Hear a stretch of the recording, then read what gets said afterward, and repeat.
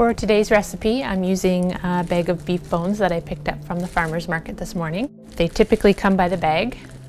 I find that one bag will produce anywhere from 6 to 8 cups of beef broth, depending on the size of your crock pot and how much water you're putting in. We're going to put them on a baking sheet and bake them in the oven. I find that this is a really critical step, simply because it browns the bones first of all, and it also brings out all of the oils and fats from the marrow in the bones. So I'm just putting some parchment paper onto the baking sheet, and then I'll just take the bones and lay them out, spreading them over the baking sheet. Now I'm just going to add a little salt and pepper, just to bring out a little bit more of the flavor.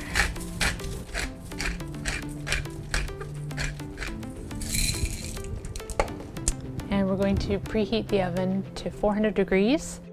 We're going to put the bones in the oven for about 30 minutes and then take them out and flip them all over, allowing the other side to get brown as well. So for another 30 minutes for a total of 1 hour.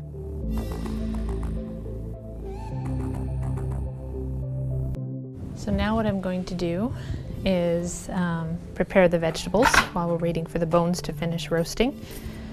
I've got carrots,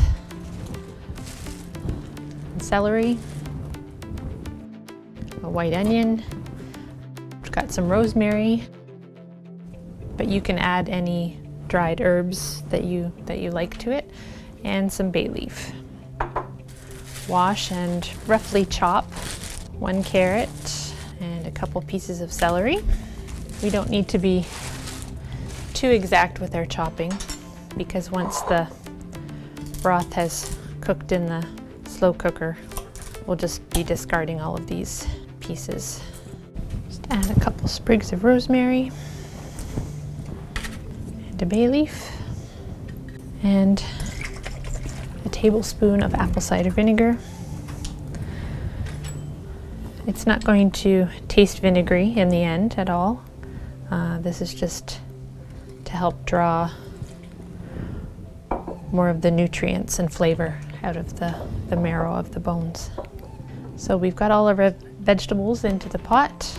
Now we just wait for our bones to finish roasting, and we'll put them in there together and fill it with water.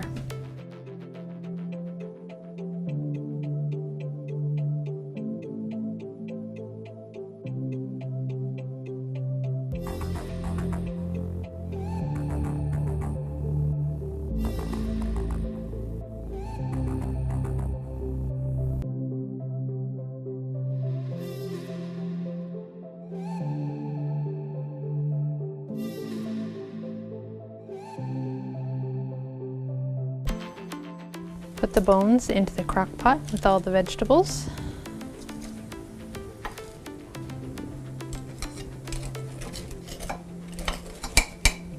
Cover everything with water.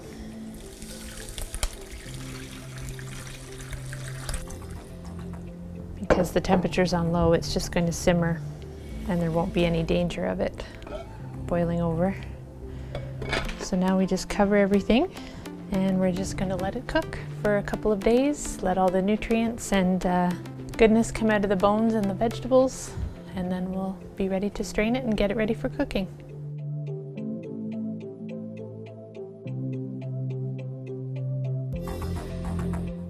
Oh wow, the house smells so good. The broth is definitely ready to be strained. First thing we're going to do, just turn off the crock pot, and I've got a couple of bowls here. So one just to catch all the discarded stuff, and I've got just a fine strainer here to strain all the liquid through.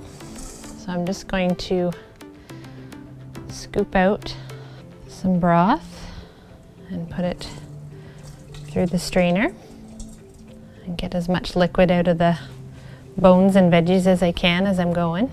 And I'm just going to continue this process until we get all the liquid that we've just cooked for a couple of days out of the crock pot here. So this bone broth is going to be awesome to use in a soup or a stew. We can use it as the liquid for when we're cooking rice or quinoa, and just up the nutrient level of any of the foods that we're going to be cooking with it.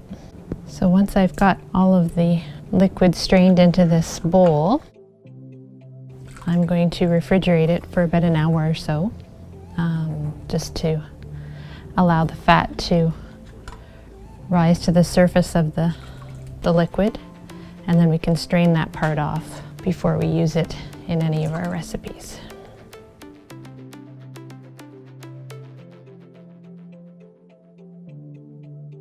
And we're just going to put this guy